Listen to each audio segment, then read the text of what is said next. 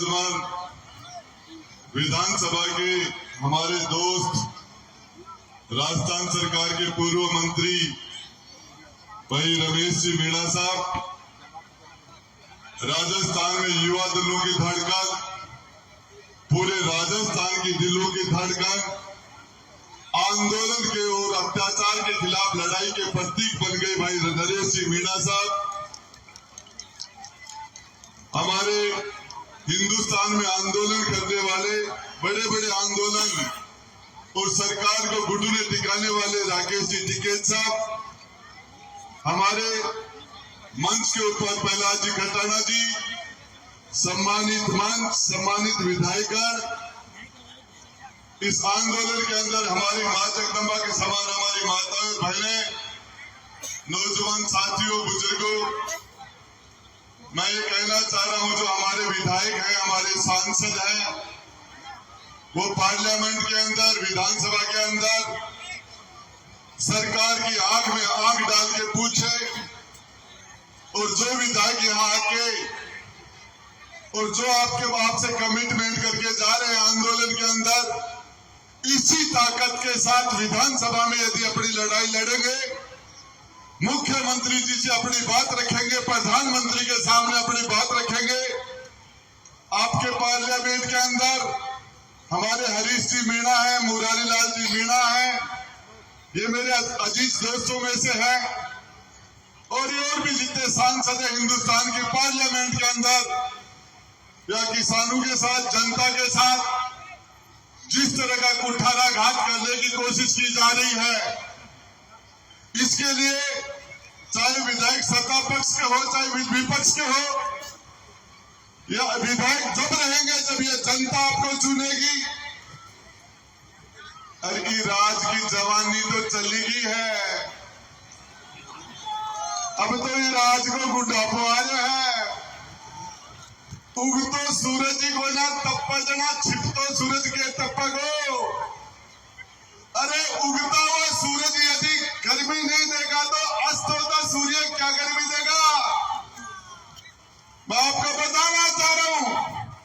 इस आंदोलन को जिस तरीके से यहाँ नौजवान लोग, आपने आंदोलनकारी इसको जो लीड करे, सबको बहुत साधुवाद देता हूं,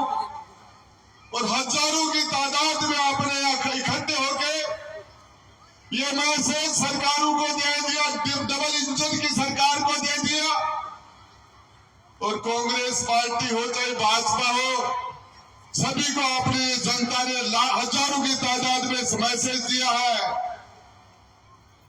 और मैं आपको बताना चाह रहा हूं, इनका इलाज कर देंगे यदि ये विधानसभा में जाके लड़ाई नहीं लड़ेंगे तो, पक्की बात है ना। और मैं कहता हूं भाई, नरेश तो यदि विधानसभा में चल जाता तो सिर फोड़ देता, सिर फुड़वा लेता, इसकी तो गारंटी मैं देता हूं। और ये पक्की बात है कि मुख्यमंत्री सामने होता तो सिर की टक्कर मार देता इस बात के लिए, लेकिन ये नहीं बोलने देता। और आपके और बीच में काफी वक्ता बैठे हैं, लेकिन आपको बता देना चाहता हूं, एक घर भी यदि उजाड़ना चाहे सरकार तो जनता जनार्दन चाहे तो सरकारों को घुटने के बल आना पड़ता है। 3 काले कानून, 3 किसानों के खिलाफ 3 काले कानून बने, ये राकेश जी टिकैत बैठे यहाँ, और बने हुए कानून को सरकार को वापस लेना पड़ा था। और अभी ये बांध का मामला तो अभी गर्भ के अंदर ही है, डिलीवरी नहीं हुई है अभी, इसकी डिलीवरी नहीं, इसकी डिलीवरी होने भी नहीं देंगे। तो मैं यहाँ जितने भी क्रांतिकारी लोग हैं, हमारे नेता हैं, इन सभी से आप सबको सुनोगे, समय कम है, लेकिन मैं आपको भैया, ये लड़ाई पूर्वी और पश्चिमी राजस्थान, उत्तरी और दक्षिणी राजस्थान की नहीं है, ये 36 कौम और सभी जाति बिरादरी के, धर्मों के, सबकी जनता की लड़ाई है, आवाम की लड़ाई है, और इसमें पूरा राजस्थान आपके साथ है। और यदि इस लड़ाई को आप लेके राजस्थान की राजधानी में आएंगे तो मैं आपसे वादा करके जा रहा हूं, रमेश जी आप इस लड़ाई को लेकर इधर से पूछेंगे, नरेश मीणा आप पूछेंगे, बाकी के लोग पूछेंगे, तो हम उधर